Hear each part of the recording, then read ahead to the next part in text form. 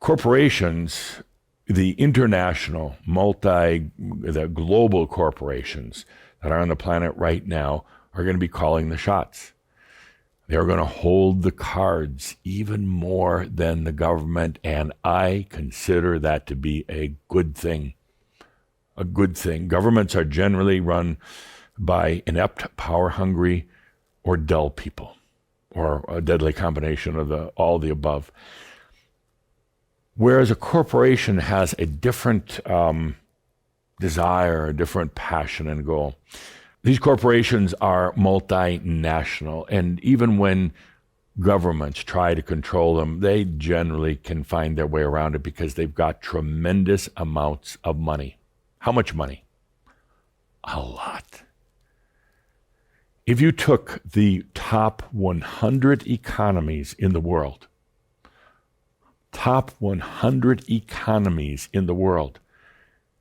and astounding, almost shocking, 69 of the 100 are companies. The other 31 are countries. I bet you didn't know that.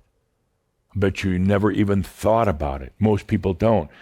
That is how huge some of the corporations have gotten. First of all, let's get over the fact that corporations are evil and greedy. Some of them are. We saw a lot of it in the Industrial Revolution. The corporations were, in a way, immature, young. They didn't know what they were doing, but that's changed.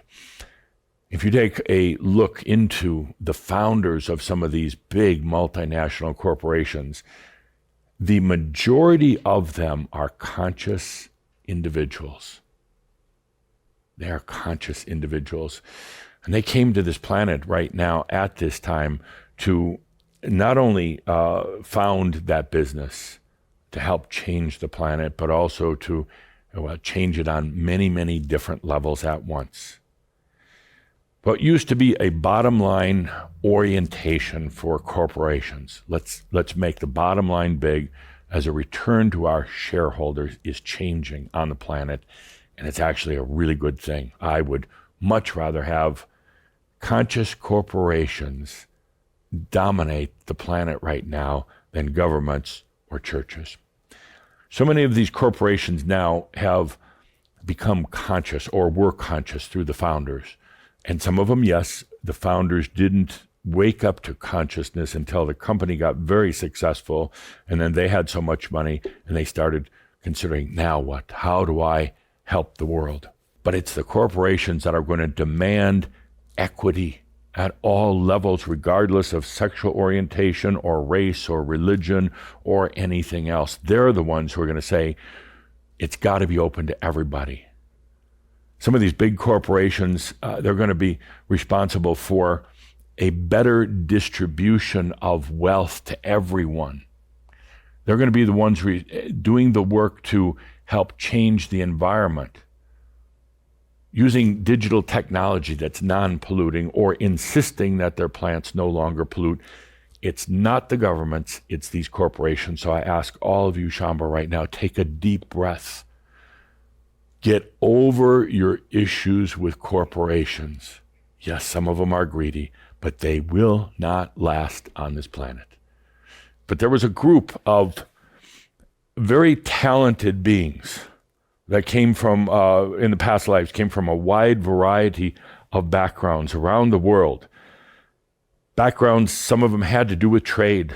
Some of them had to do with politics. Some of them had to do with inventions, technology, some from the creative arts, some from philosophy. There was a group of these beings who came to the planet at this time to start these companies, to run these companies as conscious companies, knowing full well that they would become the true dominant force in the world, far exceeding anything a church could ever do and far exceeding even the wealth of governments.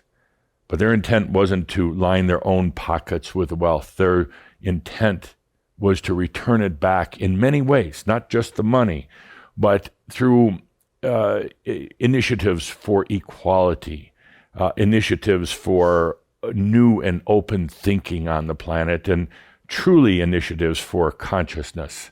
But now what I'm seeing on the planet is 40 of the world's leading economies being founded and guided by conscious beings who came to this planet to do exactly that. You came to do something else. You came for a realization and to shine your, or radiate your consciousness, and it's affecting even these huge corporations. Coming to the time on this planet of a new economy. The coronavirus set this up for a change. It was already in the works, but coronavirus really set it up. There'll be a decentralization of money exchange. In other words, instead of everything having to go through a bank and through the federal or national banks, now there'll be the exchange of money or energy, one person to another, where you and I can just exchange without all the middlemen, without all the complexity of banks. You're also going to see, as things shift away from banks and federal reserves, with this you're also going to see a lot more compassion for the unemployed, for the underprivileged, for the ones who you could say we're on the lower end of the economic scale. I would say starting in about 4 to 5 years, you're going to see a huge shift back to more balance. Now, there's always the thing where some people take advantage of opportunity and others don't. Some are out doing, others are sitting on the couch watching them do it. You're always going to have that. But it's really about leveling the playing field so the opportunities are equitable for all. Some will take advantage, some will not. But there's going to be a big trend in these next few years back to a place of compassion for the unheard, for the unemployed, for the underprivileged. And along with this is a decentralization of money. There is going to become a point in coming soon in your lives where the productivity of humans and technology, when put together, is going to be so high, and the output is so high. The gross domestic product numbers are going to increase greatly. Things are just made quick and fast and cheap. And there's going to be a tremendous amount of efficiency and ultimately wealth that comes from that. And the questions are going to become, should the ones benefiting from this, getting all the wealth, be the ones that originally created it and that are now owning it? Or is there going to have to come on this planet a more equitable distribution system, not necessarily based on how hard you work, but just based on the fact that you're here on the planet? There's going to be a lot of resentment and resistance to this, but it will have to come to be. There's billionaires on the planet right now who suddenly realized one day, how many billions and billions and billions can you have? I mean, how many Snicker bars do you need to buy? And how many Rolls Royces, do you really have to have? And their social consciousness has given it so that now, upon their death, all the money goes back to people, and not hoarded by their heirs. The heirs will be taken care of, but they recognize life gave me so much.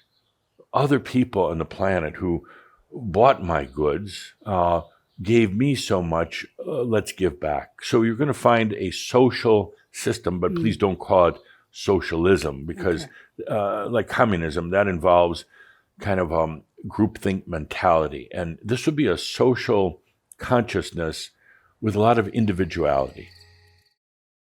We see so many of you who hear news about the economy, and we see your energies then pucker up. The economy could crater, and you would still have abundance.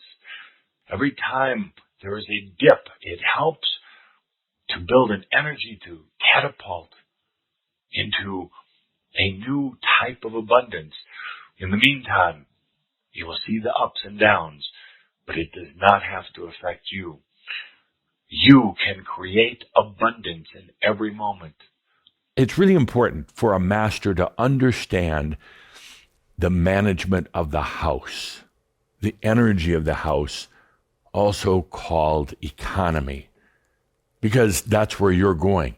Your own house, your own economy, your own energy. You can watch out in the rest of the world, and sometimes you get a little sad, sometimes you laugh about it, but you realize they're still playing the games that you used to play.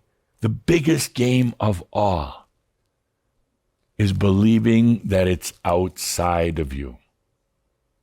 A bank has the money you don't. That your competitor has the money that you don't. That it's out there, not in here. You get over that hurdle, and suddenly money, abundance, everything else is no longer an issue. It's just energy movement. That's all. This is all your energy, and it's here to serve you. The rest of the planet can believe that there is economic ups and downs, and certain people have it and don't. None of that means anything to you. There are no victims, there are no abusers, there are no underprivileged or overprivileged. It's all a matter of who is allowing their energy to serve them. That's the new standard. Who is allowing their energy to serve them? It's as simple as that. It's an important discussion, and it's a discussion that, in a way, the whole situation with the economy really started changing with coronavirus. Coronavirus back in 2020. I called it back then, it was the economic virus. It's affected many other different parts of life, of course, but ultimately, it's about the economy. It's about rebalancing, redoing the economy. Yes, you're going to see ups and downs and a lot of downs, but not to worry, because ultimately you're a sovereign being. You're literally immune from those things that affect most others, that affect mass consciousness, because as a sovereign being, it's not your issue. It's your energy is your energy, and it is immune from all of that, unless you don't want it to be, unless you want to get in there and play.